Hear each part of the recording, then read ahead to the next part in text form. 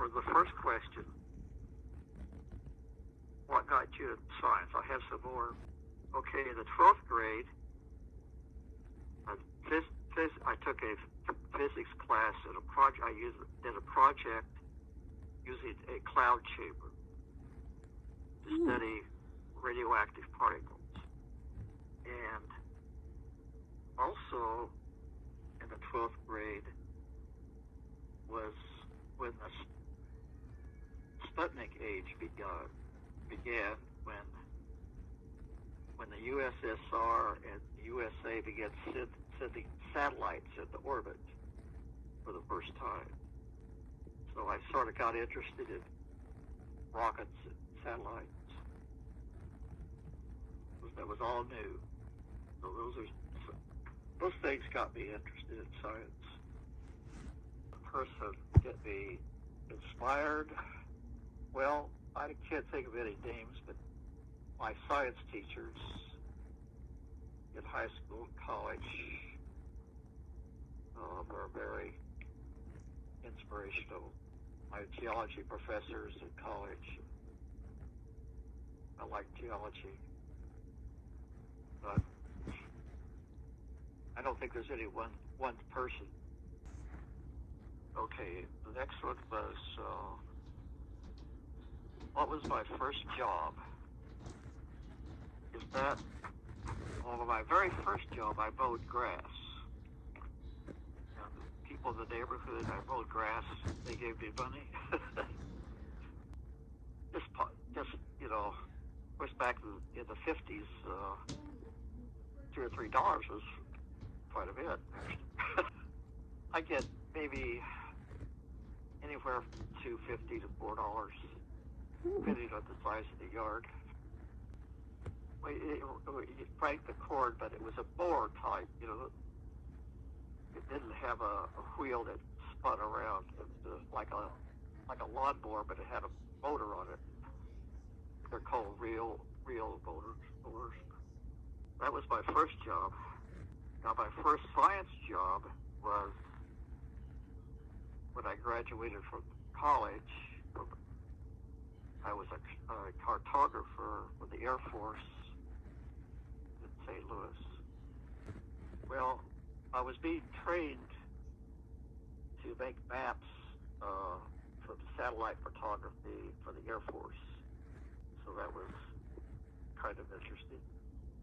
I went to that job fair. That was probably one of the biggest events of my life, going to that job fair. Yeah, it was a huge job fair. I only went to one table, the Air Force table, and talked to them, and that was it. They said, they told me, what they were doing, and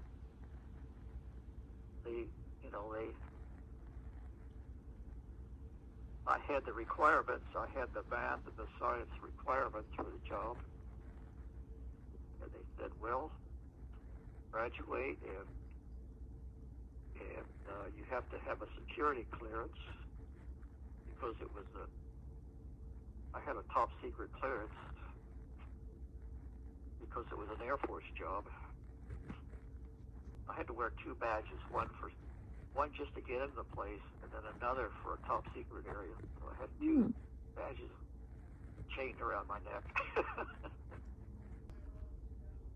What was my favorite subject in school? Well, in college, I guess geology, because that was my major, and I liked to learn about the Earth, and I liked all the outdoor field trips. Some of them were just, the college was in Bloomington. There was a lot of geology around that area. But also I took an 8-week field course in Montana. They have a camp out there. IU has a camp out in Montana. And I spent 8 weeks out there one summer studying geology. That was very interesting. Well, I was walking up a little gulch, and I was about to step over a bush, and there was a rattlesnake in the bush, and he started rattling, so I just went one way and he went the other way. Did your family and friends support you? Well, yes. Let's see, when I was like 10 years old, I got a Gilbert chemistry set from Mother and Dad. Yes, and I did not blow. I had it in the basement of the house, but I never blew up the house. Or blew up the house. Yeah. And also, of course, my parents provided financial support for college. It helped. Yeah. My mother was a very good letter writer. I got a lot of letters from her. I wrote a few. This was in the days before the internet. Well, one thing that sort of hindered me when I went to IU, I lived in a dormitory with other guys, and I'm afraid I goofed off too much. Used to play cards, go places, and I should have taken my studies more seriously. But I did better after a while. What made you decide to choose the universities? Well, I chose Indiana University because it was in Bloomington, which was where I was born and raised, and my grandparents and other relatives lived there. And it was a good school, and also my dad attended IU, so I thought that would be a good school. And then later I went to Ohio State University, and because I wanted to study genetic science. Well, I have degrees from 3 universities, but then I also went to another one that I didn't get degrees. I have undergraduate degrees from Indiana University and George Washington University, and a master's degree from Ohio State.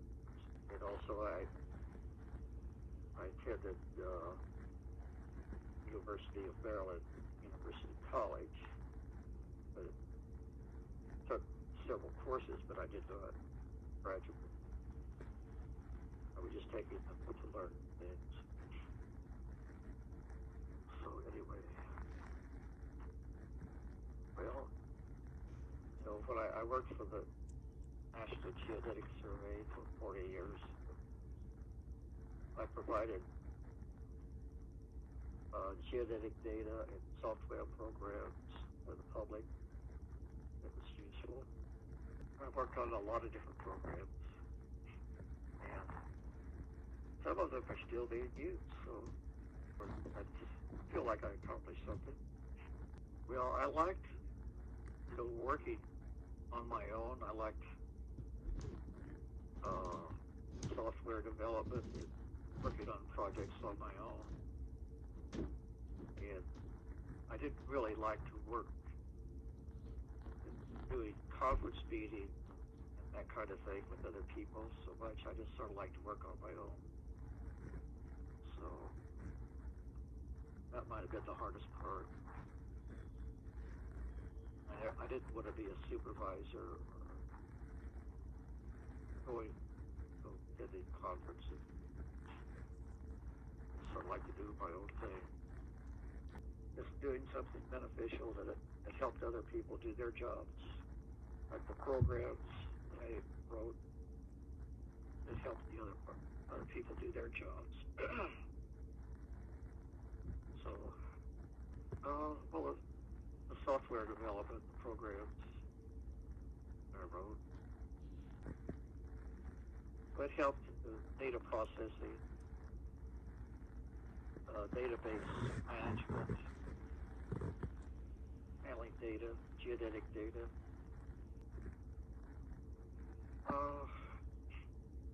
Well, the satellites actually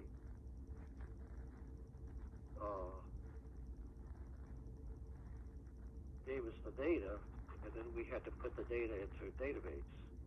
Well, positioning data, elevations, latitude, longitude, gravity, different types of geodetic data. It helps positioning. It's used by surveyors and engineers, map makers, so they know how to do their projects. The observations are from satellites, and then this observational data that is transferred into geodetic data, latitude, longitude, and so forth. It's like in your phones. Your phones can position data from satellites. I've been retired for a few years. So actually geodesy is actually just one branch of mathematics. Let's do your best, sweetie.